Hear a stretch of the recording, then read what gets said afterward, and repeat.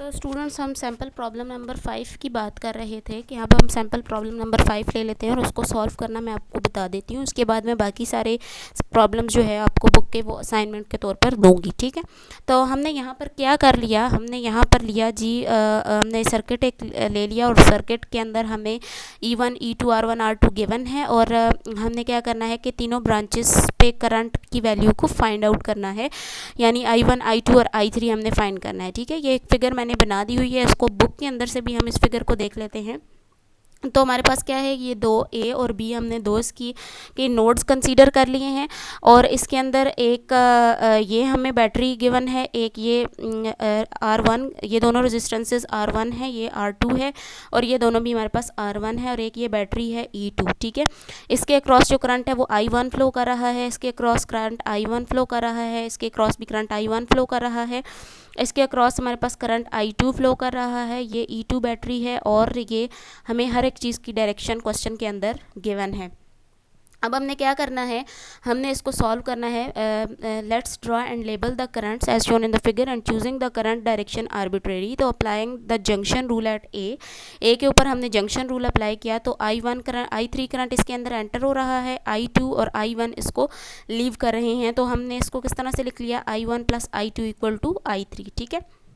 बिल्कुल सेम उसी तरह से क्वेश्चन नंबर 1 आ गई।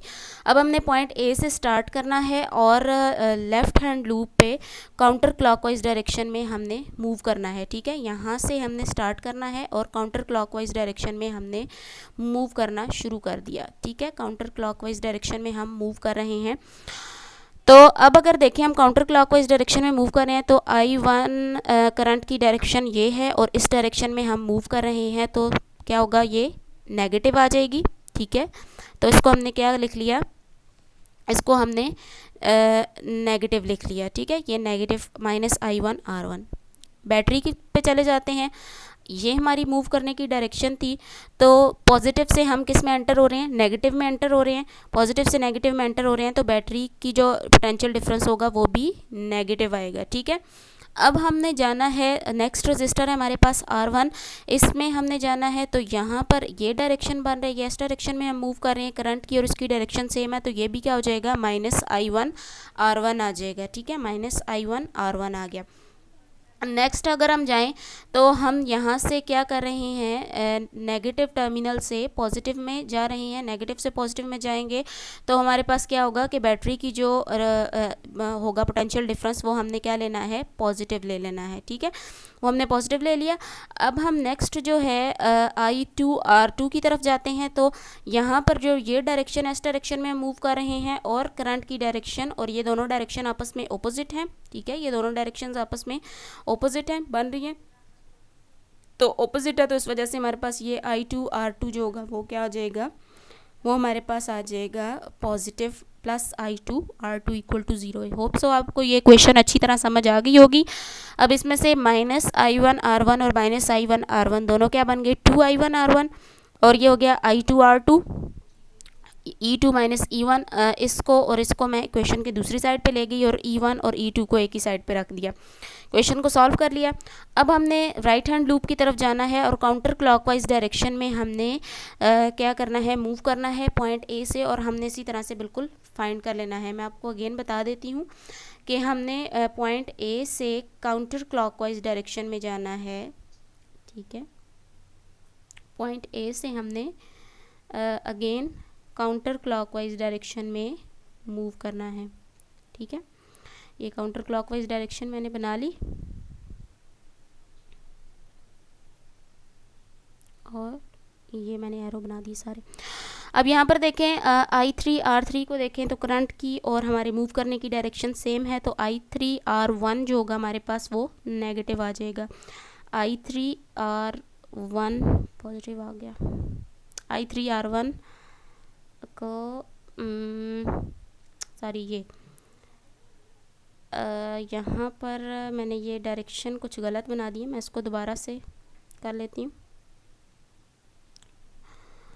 ओके, अब हमने देखना है कि हमने I3 R1 को पॉजिटिव लिया है, यानी हम काउंटर क्लॉकवाइज जो है वो डायरेक्शन में, क्लॉकवाइज डायरेक्शन में अगर हम जा रहे हैं, हमने इसकी डायरेक्शन को क्लॉकवाइज लिया। I3 R1 दोनों ऑपोजिट डायरेक्शन में है तो पॉजिटिव आ जाएंगे। ये भी I3 R1 ऑपोजिट डायरेक्शन में होंगे, ये भी पॉजिटिव आ जाएंगे।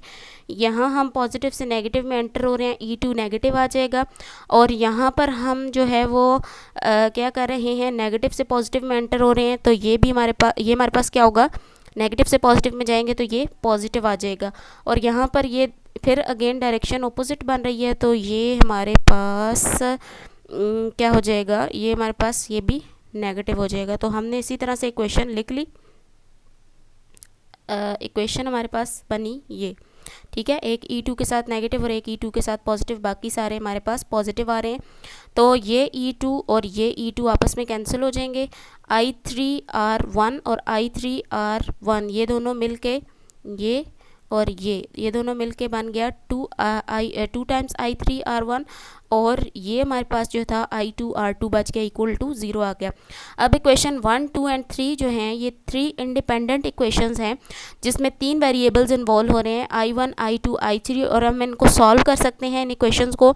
तो हम इन इक्वेशंस को मैंने सॉल्व कर भी दिया है डिटेल से। From 1 I1 is equals to I3 and minus I2, ठीक है। इक्वेशन नंबर 1 से हमने I1 निकाला, I1 को हमने पुट कर दिया इक्वेशन नंबर 2 के अंदर, ठीक है। इस इक्वेशन के अंदर हमने I1 की वैल्यू पुट कर दी। I1 की वैल्यू पुट कर देने के बाद हमारे पास क्या बना, ये इक्वेशन आ गई। इस इक्वेशन को 2 को अंदर मल्टीप्लाई किया, R1 को मल्टीप्लाई किया, इसको सॉल्व किया, सब्ट्रैक्ट कर दिया हमने 3 और 4 को। 3 और 4 को मैंने यहाँ पर लिख दिया है, इन दोनों को सब्ट्रैक्ट किया तो ये दोनों चीज़ें हमारे पास कैंसिल आउट हो गई। ये हमारे पास -2 I2R2 बन गया और ये हमारे पास 2 I2R2 बन गया। ये दोनों 2 I2R1 बन गया, ठीक है। अब इसमें से I2 कॉमन ले सकते हैं हम, -2 R1 -2 R2 को हमने दूसरी साइड पे डिवाइड कर दिया, ये माइनस साइन आ गया, तो ये हमारे पास आ गई I2 की वैल्यू। इसके अंदर E2, E1, R1, R2 हमें दोनों सारी वैल्यूज़ क्वेश्चन में गिवन है, वो वैल्यूज़ लगाएंगे तो हमारे पास करंट जो है वो 0.40 एम्पियर आ जाएगा। अब हमने क्वेश्चन नंबर 5 को 3 के अंदर यूज़ कर लेना है, यानी ये जो क्वेश्चन नंबर 5 आई है इसको 3 के अंदर यूज़ किया।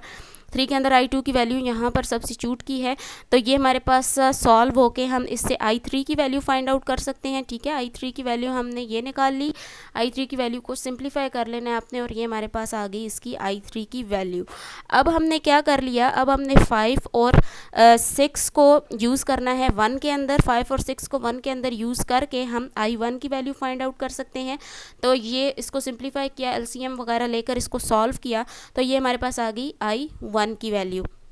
अब हमने क्या करना है, इन सारी वैल्यूज़ I1 की जो वैल्यू आई थी और हमारे पास जो I3 की वैल्यू आई थी, इनको हमने क्या करना है, इनको हमने कर देना है, वैल्यूज़ पुट करनी है, और वैल्यूज़ पुट कर देने के बाद हमने इसको सॉल्व किया तो I1 की हमारे पास ये वैल्यू आ गई और I1 की ये वैल्यू आ गई, और I3 की वैल्यू भी वैल्यूज़ पुट करने के बाद हमारे पास ये वैल्यू आ गई। तो सैम्पल प्रॉब्लम नंबर 6 जो है वो इसी फिगर को लेकर किया गया है।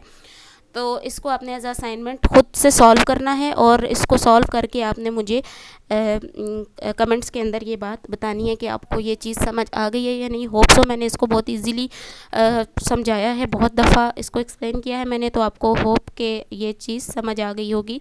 Thank you so very much. Video को लाइक ज़रूर करिएगा।